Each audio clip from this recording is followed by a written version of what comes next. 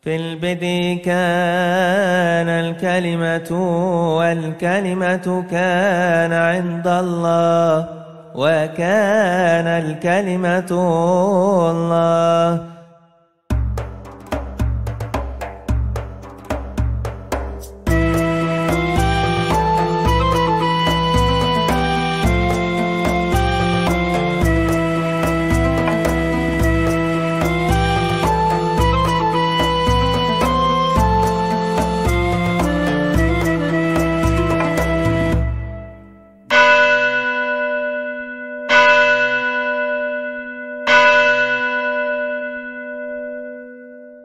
Rahayu, wassalamualaikum, shalom aleichem, salam sejahtera bagi kita semua. Et intera pac hominibus bonae voluntatis, damai sejahtera di bumi bagi setiap orang yang berkehendak baik. Akhir-akhir ini beredar viral yaitu TikTok, di mana merupakan potongan dari ceramah saya yang berbicara tentang Israel Palestina. Saya itu sebenarnya statusnya diundang oleh sebuah gereja di Kupang, GKIN Kupang. Waktu itu saya berbicara tentang sejarah bangsa Israel. Nah, dalam ceramah itu, yang sesungguhnya ceramah itu disampaikan di depan warga gereja dari GKIN. Jadi sebetulnya tentu bahasanya kadang-kadang saya memakai bahasa yang penuh gelak tawa, guyonan gitu ya. Karena apa? Saya kira itu problematika di dalam setiap seorang yang mengedukasi umat ya. Sebab kalau saya berbicara di forum-forum yang sifatnya lebih beragam dan lebih akademis, tentu saya akan berbicara dengan bahasa yang lebih serius lah paling tidak. Tapi di situ problemnya saya kira umat apapun juga, ketika kita menyampaikan sesuatu yang mungkin dianggap itu rumit, itu perlu didaratkan dalam bahasa yang lebih bisa dimengerti. Saya kira dalam konteks itulah saya berbicara dengan penuh gelak tawa, guyonan, supaya pesan-pesan saya itu bisa sampai kepada umat ya. Bahan ceramah saya itu sepenuhnya sebetulnya saya ambil dari tulisan saya yang pernah saya sajikan dalam rangka 70 tahun WCC, Dewan Gereja-Gereja Sedunia, yang diadakan di Universitas Kristen Krida Wacana di Jakarta pada akhir tahun 2018. Dan saya kira tulisan itu masih beredar, rekam jejak digitalnya ada di banyak website atau Facebook yang bisa Anda ikuti. Antara lain Facebooknya ISJS, dan juga ada Sarapan Pagi Biblika misalnya, dan saya kira ada juga web-web lain yang memuat itu. Intinya di dalam seminar itu saya menceritakan bahwa Pak Dubes mengatakan tidak ada sumbangan yang masuk dari para pendemo di jalan-jalan itu. Jadi memang waktu itu kan trennya orang membela Palestina, solidaritas untuk Palestina. Tapi sesungguhnya mereka tidak pernah berkoordinasi langsung dengan Kedutaan Besar Palestina di Jakarta. Dan waktu itu yang menjadi dubesnya adalah Pak Farid Nafi El-Mihdawi. Nah, di dalam wawancara yang diadakan di Kedutaan Besar Palestina bersama dengan Pak Dubes, saya diundang, dan juga Profesor Komarudin Hidayat, itu sesungguhnya temanya adalah perdamaian. Dan waktu itu masih dalam rangka Natal sebetulnya. Judul dari tayangan di televisi itu yang disiarkan oleh TVN, sekarang mungkin menjadi RBTV, saya jarang mengikuti. Tanggal 27 Desember tahun 2009. Kalau kita bisa melacaknya itu mungkin masih bisa dicari ya. Situasi waktu itu kan sebetulnya Israel itu sedang konflik dengan Hizbullah. Dan program saya bersama sahabat saya yaitu Pak Michael Sony waktu itu sempat dihentikan oleh TVN, hanya tayang 4 kali karena lihat sensitivitas yang terjadi di antara Palestina dan Israel. Nah, dalam konteks seperti itulah sebetulnya saya menceritakan pertemuan saya dengan Dubes Palestina. Ketika terjadi peristiwa Marmara itu tahun 2010. Nah, itu juga ada rekam jejak digitalnya yang editornya itu adalah Bung Johnson Simanjuntak ya, dari Tribun 11 Juni 2010, di mana Dubes Palestina, relawan ke Gaza diharapkan berkoordinasi. Ini saya bacakan. Tribun.com, Jakarta, Duta Besar Palestina untuk Indonesia Faris Mehdawi menghimbau relawan yang akan berangkat ke Palestina untuk berkoordinasi dengan pihak kedutaan sehingga pihak kedutaan dapat memfasilitasi mereka. Kita bisa berikan bantuan fasilitas dan informasi apa yang dibutuhkan oleh warga Palestina, tutur Faris Mehdawi usai menghadiri diskusi peta penyelesaian untuk masalah Palestina di gedung PGI Salimba, Jakarta Pusat. Maka ketika Pak Dubes itu mengatakan tentang bantuan, itu saya kira juga bukan hanya bantuan dari PGI, tapi juga bantuan dari KWI, bantuan dari Muhammadiyah. Tapi karena konteksnya waktu itu berbicara tentang beliau di forum Kristiani, maka saya katakan tentang bantuan PGI. Nah, saya lanjutkan. Pasca penyerangan kapal Marmara yang berisi sejumlah relawan dari berbagai negara, termasuk dari Indonesia. Relawan dari Indonesia seperti Mercy Indonesia, Sahabat Al-Aqsa, dan majalah Hidayatullah berencana untuk kembali memberangkatkan tim ke Palestina. Mengenai hal tersebut, bahkan pihak kedutaan tidak mengetahuinya. Oleh karena tidak satupun relawan yang melapor kepadanya. Nah, beliau mengatakan lagi, aneh. Mereka berbicara permasalahan Palestina, tapi mereka tidak sekalipun menyambangi kedutaan besar Palestina, justru menyambangi kedutaan lain. Tutur Faris N. Mahdawi.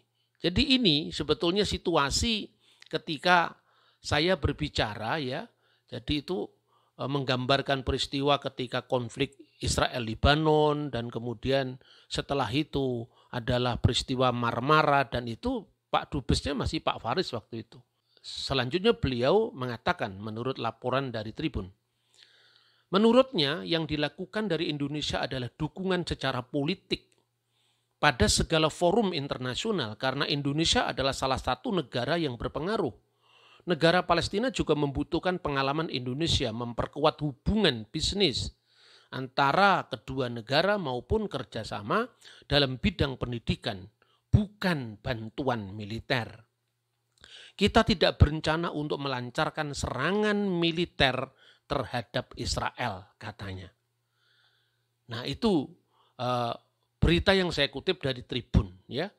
Kemudian kalau saudara mencermati tayangan saya keseluruhan yang dipotong dalam TikTok itu, sebetulnya justru di akhir ceramah saya mendukung kemerdekaan Palestina. Tetapi dengan kritik yang membangun agar Palestina belajar sabar seperti Indonesia ketika memperjuangkan secara diplomatis kemerdekaannya. Di situ saya uraikan tentang mula-mula orang-orang Palestina menerima opsi dua negara dalam koeksistensi damai di wilayah tanah perjanjian kalau istilahnya kitab suci seperti itu. Karena perkembangan politik saat itu atas dukungan negara-negara Arab yang sekarang ini semuanya meninggalkan Palestina. Nah, makanya kemudian terjadi perang dengan Israel. Dan akhirnya peperangan itu dimenangkan sama Israel dan justru akhirnya Palestina kehilangan sebagian besar wilayahnya. Itu saya sampaikan di ceramah itu. Dan justru di akhir ceramah saya itu apa yang saya sampaikan senada dengan apa yang ditekankan oleh Dubes. Maka saudara-saudara, apa yang saya sampaikan ini perlu untuk mengklarifikasi karena banyaknya YouTuber yang mengunggah ceramah saya dipotong-potong tanpa melihat konteksnya keseluruhan. Satu. Kedua, ceramah-ceramah saya yang lama dari tahun 2018 itu tidak menggambarkan situasi yang kompleks sekarang ini. Dan yang saya sampaikan di peringatan 70 tahun WCC itu lebih banyak kepada isu-isu strategis antara kedua negara, tapi juga saya berbicara tentang sejarah kedua bangsa ini. Baik itu menurut sumber dari kitab suci, Yahudi Kristen, dan kemudian juga dari kitab suci Islam, dan juga adalah data-data sejarah dan arkeologi. Nah, saya sendiri jelas posisi saya mendukung dua negara dalam koeksistensi damai. Mungkin saya berbeda pendapat dalam hal Yerusalem Timur. Karena dalam soal Yerusalem Timur, bagi saya dengan saya melihat betapa kuatnya emosi baik orang Yahudi maupun kemudian orang Muslim terhadap Yerusalem Timur, khususnya adalah Bukit Bait Suci atau Bukit Bet Hamikdas yang dalam bahasa Arab disebut Baitul Maqdis. Dalam Islam disebut Al-Aqsa. Itu terbukti bahwa pertama, saya tidak pernah mengidentikan Palestina sebagai perjuangan Islam. Dan itu jelas tampak dari statement Pak Dubes sendiri waktu itu. Pada satu seminar di PGI, beliau mengatakan bahwa Palestina itu untuk semua agama. Dan dalam konteks mengedukasi masyarakat Indonesia yang sering menarik Palestina Israel sebagai konflik agama, saya sudah menerjemahkan buku yang aslinya itu ditulis oleh seorang uskup dari gereja Melkait dari Ebilin di wilayah Galilea, namanya adalah Elias Sakur. Buku ini aslinya berjudul The Blood Brothers, saudara-sedara. Maksudnya menegaskan kekerabatan antara orang Israel dan orang Arab dan Palestina. Nah, di dalam buku ini saya terjemahkan dengan judul yang lebih lebih populer, Mau'izah Cinta dari Palestina. Ini bukunya. Ini bukti kepedulian saya bahwa saya sejak awal saya adalah pendukung kemerdekaan Palestina. Kenapa? Karena di dalamnya ada banyak juga orang-orang Kristen yang menjadi korban dari perang ini, apapun alasannya. Apapun alasannya, segala persoalan yang diselesaikan dengan perang itu tidak sesuai dengan spirit agama. Tidak sesuai dengan spirit agama yang sejati. Itulah sebabnya ketika saya mengatakan mari kita belajar dari Indonesia dalam memperjuangkan diplomasinya. Saat itu saya mengatakan ketika kita pada perjanjian Linggarjati tahun 1946, dalam perjuangan diplomatis wilayah yang diakui itu hanya seluruh Jawa, Madura, dan Sumatera. Tapi kita terima supaya ada titik berangkat awal tentang pengakuan internasional. Lalu yang kedua perjanjian Renville 1948. Wilayah kita malah dikurangi hanya Jawa Tengah, Jogja, dan Sumatera. Tapi kita tidak putus asa. Kita terus mengadakan lobby-lobby secara diplomatik. Lalu perjanjian Meja Bundar tahun 1949, seluruh Indonesia tanpa syarat diserahkan kepada Indonesia oleh Belanda kecuali Papua. Nah, kecuali Papua sampai saat itu belum menjadi bagian Indonesia sampai perjuangan itu dicapai tahun 1963 di zaman Bung Karno, tepatnya di tanggal 1 Mei. Ini step by step. Itulah yang saya sampaikan di ceramah itu. Nah, bahwa dalam posisi saya tidak setuju bahwa Yerusalem Timur itu menjadi ibu kota Palestina. Saya kira tegas dari awal saya mengatakan itu. Saya berbeda dengan banyak pemikir Indonesia yang mereka mengatakan pokoknya Yerusalem Timur harus diserahkan sebagai ibu kota Palestina. Dan saya sudah memberikan argumentasi saya tentang itu. Yang saya buktikan dari fakta sejarah, bukan hanya dari kalangan kitab suci Kristen dan Islam, tapi juga dari fakta sejarah yang dibuktikan oleh prasasti-prasasti dan sebagainya. Tetapi itu tidak mengurangi penglihatan mata objektif saya terhadap penderitaan rakyat Palestina yang diakibatkan oleh perang Dan ini menjadi contoh ketika Abuna Elias Sakur, seorang imam dari gereja Melkite, ya, itu sejak kecil dia mengalami pendoliman karena memang bagaimana tentara Sionis yang diperlakukan dengan baik-baik telah merampas kebun anggurnya. Lalu dia terlunta-lunta sampai ke Golan, di sana dia kemudian menyeberang ke Syria. Lalu dia mengalami apa yang namanya triple diskriminasi. Di satu pihak, di mata orang-orang Israel dia adalah orang Palestina dan Palestina itu adalah musuh mereka. Di mata orang-orang Kristen Barat dia adalah orang Kristen Timur dan dia adalah orang Arab. Dan di mata orang Arab Islam dia adalah seorang Kristen. Yang harus diakui di antara orang-orang Arab itu ada semacam pandangan yang agak merendahkan ketika orang Arab itu harus beragama Kristen. Dan pandangan seperti ini masih dipertahankan sampai zamannya Gaddafi. Ketika Gaddafi mengkritik misalnya di dalam sebuah koran bahasa Perancis Le Monde di Lebanon yang mengatakan orang Arab yang beragama Kristen itu sesungguhnya tubuh mereka Arab tetapi roh mereka adalah Vatikan. Dan yang seperti ini dialami oleh orang-orang Kristen di Timur Tengah. Jadi tidak mungkin saya tidak membela perjuangan rakyat Palestina.